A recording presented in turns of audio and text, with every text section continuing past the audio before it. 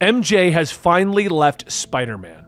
But how exactly did we get there? We discovered about 20 issues ago that MJ was now dating someone named Paul, and she has 2 kids. We don't know what exactly happened between her and Peter Parker and why they're not together again, and why she's with this Paul individual. Also in this timeline, Peter Parker has been working with Norman Osborn in his company, and Ben Reilly has come back as Chasm, a deep and dark villain. Also, Venom is off doing other things, but he won't be popping up at any point in this storyline. Basically, a lot has been happening to Peter Parker, and it all seems to be down on that Parker luck. He just can't seem to get ahead. But today we're going to finally find out how Peter Parker and MJ got separated, and we're going to start that story today.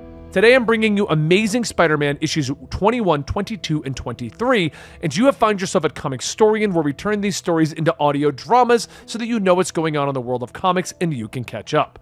All right, let's get into it. I don't want to waste your time. It was a normal day for Peter Parker, waiting, thinking that it's Saturday when it's Friday, and suddenly realizing that he's going to be late for work. And a lot of people really dislike him. Meanwhile, MJ is having a rough start to her day with her kids and trying to even get out of the house. However, when both leave for their days, they both quickly notice something that everyone else in New York has been looking at: a tornado.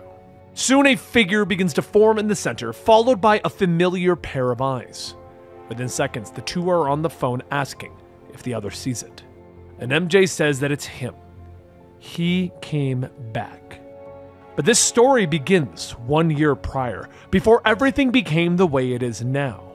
It was the day that Peter and MJ decided to take the next big step in their relationship in moving in together, and they were visited by a man with markings all over his body named Rabbit. He came and told Peter that there was a road of blood that leads directly to him, and that he needs Peter to come with him. As Rabin's eyes began to glow, Peter told him that he was going to have to ask a whole lot nicer than that. And as Rabin began to speak in another language, he tore open a hole in MJ's apartment. Rabin floats in asking, "Do you remember me?" Peter tells him that he must be thinking about someone else. It will make for the final sacrifice. Peter decided that it was time to attack, but Rabin released an energy blast from his chest that sent Peter flying across the room. MJ shouts asking what does he want, and Rabin tells her to do math. Ancient, bloody math. He grabs a hold of MJ's arm and she begins to see his vision, a world flooded with blood. Peter manages to get back to his feet, throwing himself at Rabin to knock him out of the apartment, sending him crashing into the streets below. As Rabin gets up, Peter swings down in costume. Thank God you're okay. I was a little worried there for a second. Rabin yells that he adorned himself in the gown of his heresy. Fate prepares him for his sacrifice. May Almighty Wayup see you and cleave your heart. But before he could finish speaking, Rabin's mouth is webbed up, and Peter slams down into him, telling him that he doesn't know who he is, but he did a lot of damage. Rabin tries to fight him off, but Peter delivers a series of punches, slamming against him. Have you made your point yet? Well, he rips the webbing off of Rabin's mouth, and he holds his hands up. Yes, please, I'm done fighting. But in a split second of distraction with his pleas, Rabin places both of his hands on Peter's chest. Peter begins to have visions of Wayup. As he watches, he quietly says his name, Rabin. And Rabin tells him yes. You banished my deity, stole my chance to become its emissary, to wield its power. But we will try again. Peter looks down to see the symbols on Rabin's palms burned into his chest, asking, what is this? And Rabin tells him that he has been marked for vengeance, as well as the other. You will be sacrificed, and Wayup will find you worthy, and I will then claim the title of the emissary. Over with MJ, she tries to reach out to the police, but begins to see the same symbol on Peter glowing on her arm where Rabin grabbed her, starting to shine. Suddenly, before either of them could even resist it, Peter and MJ find themselves transported to an alternate version of New York, one destroyed like the vision that MJ had. Soon, days go by in this twisted version of their home, and Peter and MJ find themselves fighting off mystical creatures of this world daily in order to survive. But no matter what Peter does, his attacks seem ineffective, and they only seem to buy him a little time to try and escape. However, one day while being attacked, MJ runs into a man as she's trying to get to cover. The man blasts the creature and finally destroys it, and Peter stands back up asking what was that. The man says that these things aren't so scary. All you need to do is disrupt their symbology. Peter looks at him. Sure. You live here? Where are we? The man pulls back his hood. Oh, you're right where the emissary wants you to be. And that's the big problem. This man, however, is none other than Paul, the man that MJ is currently together with in the present day. Paul brings Peter and MJ to his hideout that is sealed off with a series of symbols that were similar to the markings that Rabin had, and he says that no one knows what any of these mean except for him. As the lab finally lights up, the two see it completely filled with the symbols that they've seen on the outside, and Peter says that these are totems. Paul corrects him, telling him that they are the symbols of all types. Peter asks where the tech is based on, and Paul tells him that the technology he sees is them. Paul explains that he used to work with Rabin long before that was his name. They were both on a team that was unlocking the powers of a new quantum symbology. Reality, or all matter, is information. Math, physics, quantum mechanics, all attempts to symbolize the information so that it can be manipulated. They wondered if they could compress the information into a higher form of symbology. Rabin's mathematics were the best, and they began to resemble the glyphs of ancient cultures. They wondered if they had wielded this power before. MJ asks if those people used that power. Paul tells her maybe, for a time. But those people were smart enough to forbid it. Our team, however, the technology was beautiful, intoxicating, and imbued with the right symbology. A piece of tech could create matter or achieve perpetual motion. We found the cheat code to reality.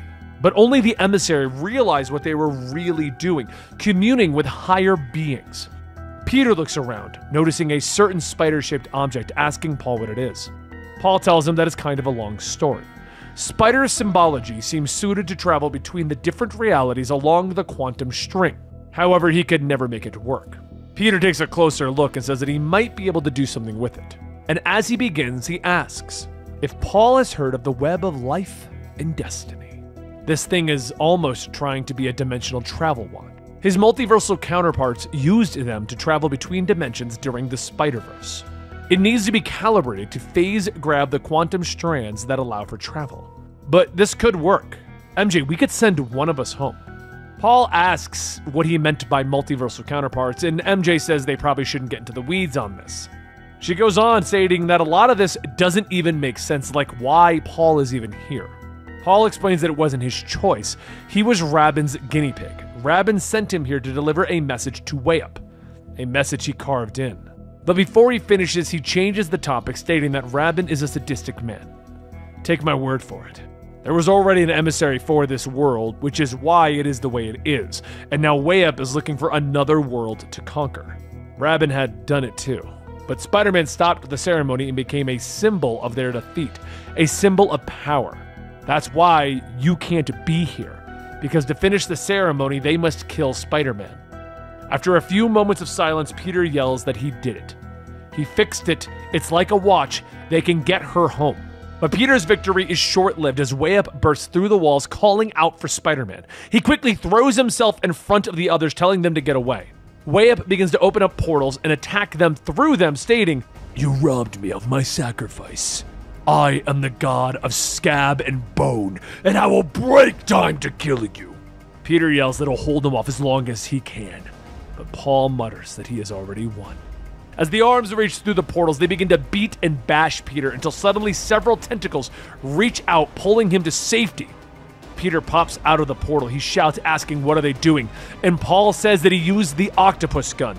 It confuses his symbology. Bought them some time. You need to use your spider device and get out of here now. Peter refuses. He insists that they are sending MJ home. But Paul insists. No, if you die here, there's nothing holding them back, Spider-Man. The emissary will murder your world as well. Peter begins to argue. He refuses to leave MJ. He insists that she take it and just press the button. And as he attempts to pass the device, a portal opens up and Wayup reaches through, grabbing and slashing at Peter, yelling that he will die for him tonight, that he will turn his totems to dust. Peter asks, what is he? And Wayup breaks through, telling him that he is the god of mischief and death, that he is the god of scar and morrow. He is the blackness of night. As Wayup begins to rip off Peter's mask, MJ runs in. I'm sorry for this, Tiger, but you can't save me. She slaps the device on Peter, activating it. And before Peter could even argue, the portal home begins to open, taking Peter with it, along with half of a way up. Peter asks if she just cut a god in half. And as the portal begins to shut, Paul pushes the other half in. On the other side, just outside of Pennsylvania, the portal opens up, launching one half of way up into the ground, followed by a screaming Peter. He tries quickly to create a web to slow his fall, and as the portal closes, the other half of way up pops out, rocketing towards the earth. After smacking into the ground, Peter quickly removes his costume and he buries it in order to escape the arriving police, all the while telling himself that he will find a way to bring MJ back. He will bring back MJ. He quickly hides among the crowds to get back home, and he overhears two people talking about how spring training starts tomorrow.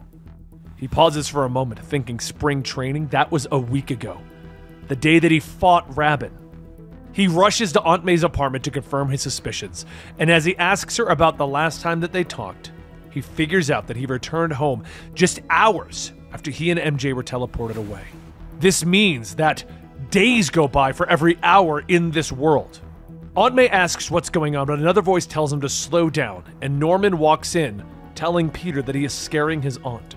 He shouts, asking Norman what is he doing here, and Norman says that he was checking to see if Peter was recovering, and if there was anything that Norman could do, and judging by the bruises, Norman is right. Peter shouts at him that he doesn't need his help, and that Norman needs to leave, but Norman puts his hand on Peter's shoulder, telling him that he'd rather not. Not until Peter is okay. Just then, Norman is thrown out of the apartment as Peter slams his arm, telling him, "I don't need your kind of help! I don't have time for your games, Norman!" Peter rushes out of the building, telling himself that he has to figure out how to get MJ back, and fast. If time is moving differently there, MJ could. No, I can't stop. I need to get across town. He gets into a new costume, climbing up the side of the Baxter building in search of Reed Richards, when suddenly the building's defenses are active and they pull him inside without warning. Moments later, Johnny and the Thing tell him that he needs to slow down. But Peter says that is exactly what he is telling them. He can't slow down. An evil mathematician transported him and Mary Jane into another universe. He's going to use that device to send MJ here for help. But a god showed up to sacrifice him as a part of some world-ending ritual. Before he could stop her, MJ sent him here instead. Johnny asks, "To what? Are you here to save this world or the other one?" Peter is just furious, confused. "Maybe both!" So Thing asks him what does he need. Peter says, "For starters, let me out of these restraints. Second, I need Reed." Thing tells the building's computer to go ahead and release Peter and to put him on the safe list. And then Johnny says that Reed isn't there. Him and Sue are on Tarnax dealing with their atmosphere or something. He doesn't know. So Peter begins to push his way through. "All right, fine. All I need is Reed's lab." But the Thing stops him. "No. Not until Cap gets here." What does Cap want with me, Thing?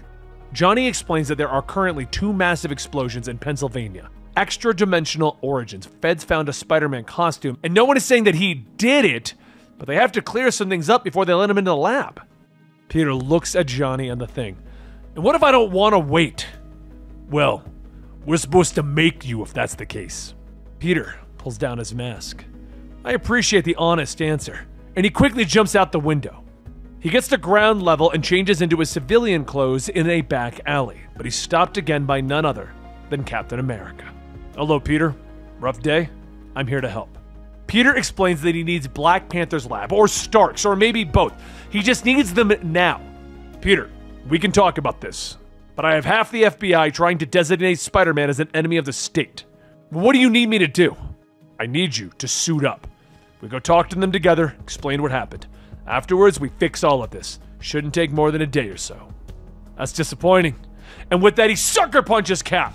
Cap takes the hit, looking back. "I know that look. A soldier going through it. Let me help Peter."